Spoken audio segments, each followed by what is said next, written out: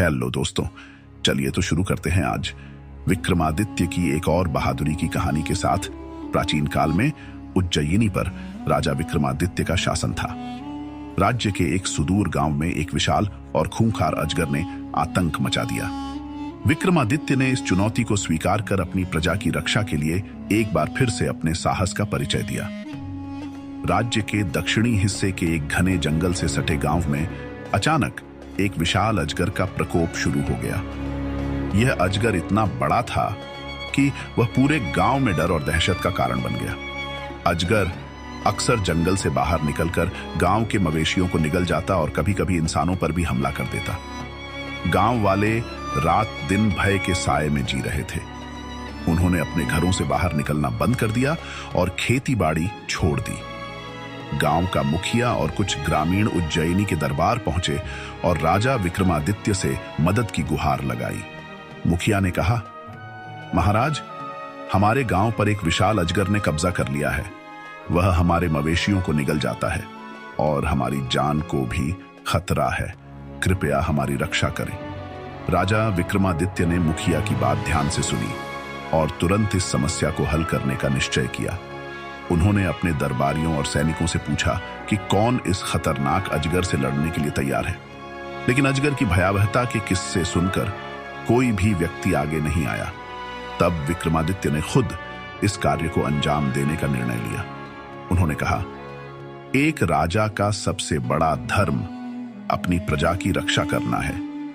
यदि मेरे राज्य के लोग भय में हैं, तो यह मेरा कर्तव्य है कि मैं उनका भय दूर करूं। उन्होंने अपनी तलवार और ढाल को उठाया और अपने सबसे तेज घोड़े पर सवार होकर गांव की ओर निकल पड़े। राजा विक्रमादित्य ने गांव पहुंचकर स्थिति का जायजा लिया। गांव के लोग उनसे मिले और उन्हें बताया कि अजगर जंगल के पास स्थित एक बड़ी गुफा में रहता है। वह रात के समय गांव में आता है और हमला करता है। विक्रमादित्य ने ग्रामीणों को सांत्वना दी और कहा, डरो मत, मैं इस समस्या का अंत करूंगा।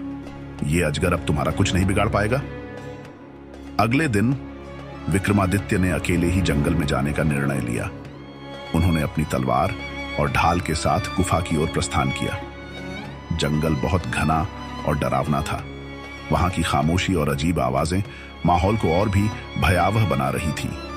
जैसे ही वह गुफा के पास पहुंचे, उन्होंने देखा कि वहां चारों ओर हड्डियां बिखरी हुई थीं।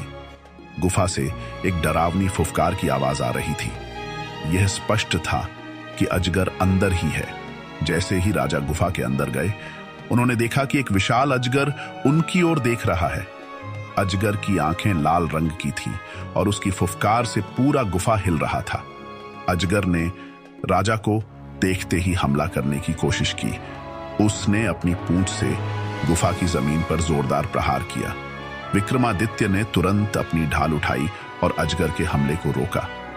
अजगर ने अपना विशाल मुंह खोला और विक्रमादित्य को निगलने की कोशिश की, लेकिन राजा ने अपनी तलवार से तेज वार किया, जिससे अजगर के शरीर पर गहरी चोट लगी। अजगर ने अपनी पूंछ से राजा पर हमला किया, लेकिन विक्रमादित्य ने तेजी से पीछे हटकर खुद को बचा लिया। उन्होंने अपनी तलवार से अजगर की पूंछ पर वार किया, जिससे वह घायल हो गया।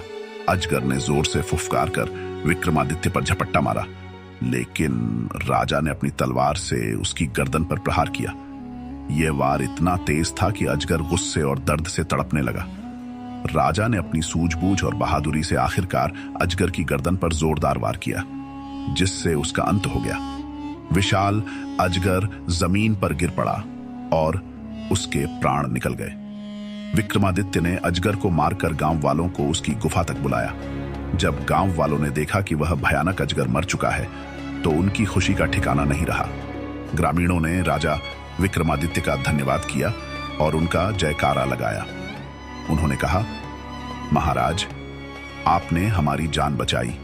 आपके साहस और कर्तव्य निष्ठा को हम कभी नहीं भूल सकते।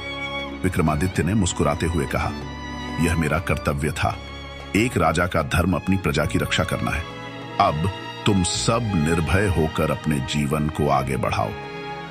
यह कहानी राजा विक्रमादित्य की निडरता, साहस और कर्तव्य निष्ठा को दर्शाती है। यदि आपको कहानी पसंद आई हो तो चैनल को सब्सक्राइब करें दोस्तों। Thanks for watching.